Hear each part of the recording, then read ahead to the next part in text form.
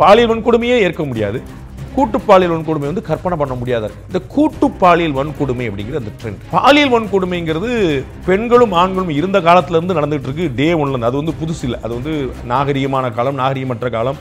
India, அரபு நாடுகள், மேற்கத்திய நாடுகள் எல்லா இடத்துலையும் நடக்குது. இங்க இல்லைன்னு ஒரு நாடு நீங்க சொல்ல முடியாது, இது இல்லைன்னு ஒரு கம்யூனிட்டி சொல்ல முடியாது, இது இல்லைன்னு ஒரு காலம் சொல்ல முடியாது. பெரும் துயரம் தமிழ்நாட்டில் என்ன நடந்ததுன்னா ரீசெண்டா ஒரு 4-5 இயர்ஸ்ல பாத்தீங்கன்னா கூட்டு பாலியல் வன்கொடுமை வந்துட்டு. ஒருத்தர் இப்ப நீங்க திருவள்ளூர் பக்கத்துல கூட ஒரு சீரியல் கில்லர் ஒருத்தர் இருந்தார். அவர் என்ன பண்ணாருன்னா அந்த ட்ரெயின் கிராஸ் வந்து ரயில்வே கிராஸை பார்த்துக்கிட்டு வயது முதிர்ந்த பெண்களை வந்து பாலியல் வன்கொடுமை செஞ்சிருந்தார். 3-4 மர்டர் நடந்துச்சு. அதுக்கப்புறம் கண்டுபிடிச்சிட்டாங்க. அப்புறம் என்னப்பா அப்படின்னா அவங்க தான் வந்து ஃபோர்ஸ்ஃபுல்லா ரியாக்ட் பண்ண மாட்டாங்க, வயது முதிர்ந்தவர்கள். இப்போ எனக்கான பர்பஸ் சால்வ் ஆயிடுச்சு, அவங்க அப்படியே கொண்டு போட்டு போயிருந்தது. அப்போ ஒரு நபர் வேற சந்தர்ப்பங்கிறது நம்மளால புரிஞ்சுக்க முடியும். அப்போ 3-4 பேர் சேர்ந்து ஒரு பெண் அப்படிங்கிறது வந்து வக்கிரத்தின் உச்சம்.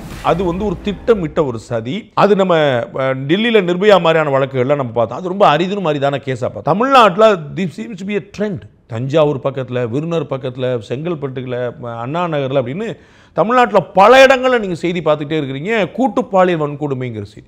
3 பேர். நம்ம தாம்பரம் பக்கத்தில் ஏதோ வந்து வாட்டர் கேன் போட வந்தேன்னு ஒருத்தர் வந்து ஒரு சின்ன பிள்ளையை வந்து ஒரு 5-6 பேருக்கு மேலே வந்து போயிட்டு அவங்க ரொம்ப கேஷுவலாக கேமராவை ஹேண்டில் பண்ணுறாங்க. அந்த மாதிரியான ஒரு கூட்டு பாலியல் வன்கொடுமைங்கிறது வந்து ரொம்ப பேரதிர்ச்சியாக இருக்குது. நம்ம வந்து பாலியல் வன்கொடுமையே ஏற்க முடியாது, கூட்டு பாலியல் வன்கொடுமை வந்து கற்பனை பண்ண முடியாத இருக்கு. அந்த ட்ரெண்டுக்கு என்ன காரணம்னு பார்க்கணும். 11:20க்கு வந்து ஃபோன் பண்ணி உங்ககிட்ட சொல்லியிருக்காங்க. 11:35க்கு போலீஸ் அந்த இடத்துக்கு போயிருக்காங்க. காலையில் 4 மணி வரைக்கும் தேடி இருக்காங்க. ஒரு 4.5 மணி நேரமா 100 போலீஸை வச்சு நீங்கள் என்ன பண்ணீங்க? அதோட பெரிய துயரம் வந்து அந்த 4-4:30 மணிக்கு அந்த பெண்ணு தான் எந்திரிச்சு வெளியே வந்தாங்க. அப்பயும் அவங்க கண்டுபிடிக்கல. ஸோ 4:30 5:30 இருக்கலாம், 6 இருக்கலாம், எத்தனை இருக்குன்னு தெரியாது.